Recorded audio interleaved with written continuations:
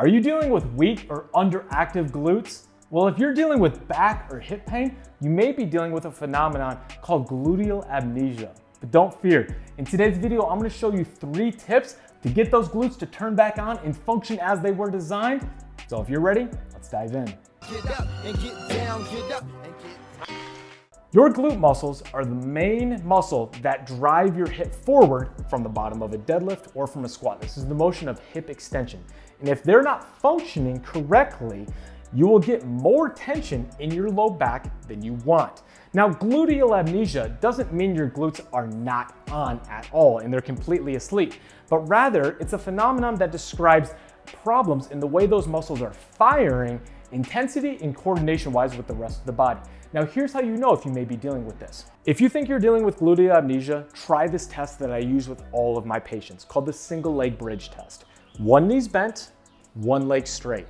You're going to pick your hips up and hold for 5 seconds. Now, while you're up here, be aware for what muscles are working really hard to keep your hips up. Quads, adductors, hamstrings, back, or glutes. Now, a passing score is your glutes working really hard. However, if you're feeling anything else dominating this movement to keep you up, like your quads working really hard, your hamstrings cramping, or maybe this is reproducing your back pain, it shows that your glutes aren't dominating the motion of hip extension. They have that amnesia I'm talking about where it's a coordination and timing issue. So if this is you on either side, here's what you're going to do. We have 3 tips to get those glutes to function a little bit better to produce hip extension as they were designed. Your first tip to get those glutes to turn back on well is a simple double leg bridge. However, with a few specific twists to really get the glutes engaged. Step 1, both knees are going to be bent. Step 2, you're gonna put your hands into the wall. Now, if you push into the wall with your hands, you're actually going to engage your core muscles just a little bit more. And again, if your core muscles aren't doing their job, the hips can't function very well either. So push into the wall, then push down into your toes. You're actually going to create a little bit of quad engagement when you do this, which is gonna help turn off the hamstrings. And the only thing left to extend the hips, you guessed it, are the glutes. So right here, you're gonna squeeze your glutes as hard as you can. A cue that I'll give some people, imagine you've got a quarter, pinch between your butt cheeks. That's how hard you wanna clench up here. 5-second hold also, the tempo hold is key, but that's gonna help reintegrate the engagement of those glutes back into your motor pattern sequencing, basically the way your brain speaks to your body, and then back down. If you need to get an even greater glute contraction, we can take a band and place it around your knees. So let's come back down. Let's place this mini band all the way up around your knees, okay? So we added in one more twist. So we're pushing, toes, open the hips with the band, and then come up. 5-second hold, squeeze as hard as you can. Do you feel the glutes working really hard? Very good. So again, Stephanie's dealing with some back pain right now, so it's very common to see the glutes not firing as well as they should in response to the pain. So this is a way that we can reintegrate the glutes back into the motor pattern of hip extension. Those glutes can be burning like crazy. Something like this, I would usually program 10 to 15 reps of a 5-second hold. Are you ready for step 2? Let's go. All right, step 2 for reawakening those glutes is a side plank clamshell. Now let me show you first how to do this without any equipment at all, and then I'm gonna show you the next progression of it. So first, knees are gonna be bent at about 90 degrees, elbows into the ground. You're going to stiffen your core a little bit so we get the core engaged. Then you're going to pick your hips forward and up as you open your hip. Now from right here, you're driving the knee hard down into the ground and picking your hips up. That right glute, I want you to think about squeezing it really hard. And again, 5-second hold. You're gonna feel downside core and downside glute. Now again, if you don't feel that downside glute working very hard, push the hips forward maybe a little bit, 5 seconds, and then here's the key, squat it back down. So this is really gonna be working your glute medius and your glute max to a great degree to reawaken, again, those glutes that have maybe been turned off due to pain, either in the hip or in the low back. So one more time, brace, hips forward and up, drive the knee down, pick the hip up, 5 seconds. Usually I'll program 8 to 10 reps of these at a time, and then you'll switch sides and do the other side. However, how do you progress this? We're going to take a band. So let's come back down. Let's put this band around your shins.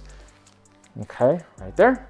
You're gonna do the exact same thing. This is going to challenge those hips to an even greater degree.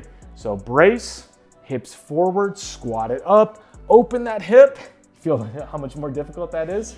Now again, guys, a clamshell is a very basic exercise that we give people sometimes that can't do something like this. But I think most people that are watching this video can progress to the side plank clamshell.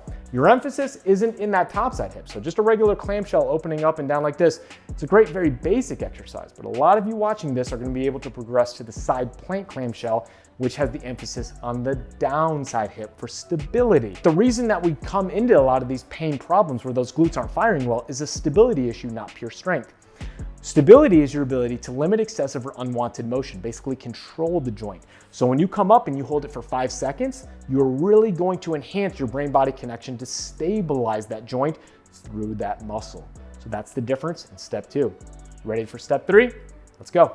Step 3 and your last step for re-engaging those glutes looks simple. It's a single leg squat off a small height, but I promise you, if you do this correctly, your glutes are gonna be on fire. Here's what you're going to do. You're going to hinge to start. So push your butt back, lean your chest forward. Now you're gonna do this until you feel your glute. So if you do this and you don't feel the glute yet, push your butt back a little bit more. Very good, make sure you're in single leg while you're doing this so this works your balance. Then you will squat straight down, tap your heel, and come all the way back up. So this is called a touchdown squat. So again, we hinge until you feel the glute. Pause. Do you feel the glute? Squat straight down, tap, and then all the way back up. So we're almost going to take a regular squat and we're gonna make it 2 different movements. An RDL or hinge, and then a squat. In something like this, I promise you, if you do it correctly, you're gonna be feeling that glute like crazy after 10 to 15 reps. We're only doing 2 plates right now. At your house, you could do a stack of books, you could do a small step stool, you could do a step leading to an upstairs or downstairs. But something like this, you don't have to do a lot of reps to really feel your glute. So hinge, pause, squat, tap, and then back up. Excellent. Something like this, as you get better, you can increase the height of the movement. I would think most people, if you're up and walking up and down stairs, you should be able to eventually do something like this off about an 8 to 10 inch height. So guys, there are your 3 steps to reawaken your glutes. It's not that they're completely turned off, but gluteal amnesia is a phenomenon that describes a problem in motor control, the way that those muscles are engaging intensity-wise and timing with the rest of the body to help produce hip extension and stability for that joint. And if you have pain, a lot of times that sequencing is off. So these things will help you re-engage those muscles so that they're helping the body move as it was designed. And I promise you, you do these 3, those glutes are gonna be burning. You may be a little sore the next day, but you're gonna be on the right track. I hope you guys enjoyed this video. Thank you to Stephanie for being my model. Your glutes are gonna be pretty sore tomorrow, I promise you that. And again, if you guys are enjoying these videos, please let me know. Let me know in any the comment section if you have any ideas for future videos or if you would like to see certain things out of the future content. Until next time, guys, happy squatting.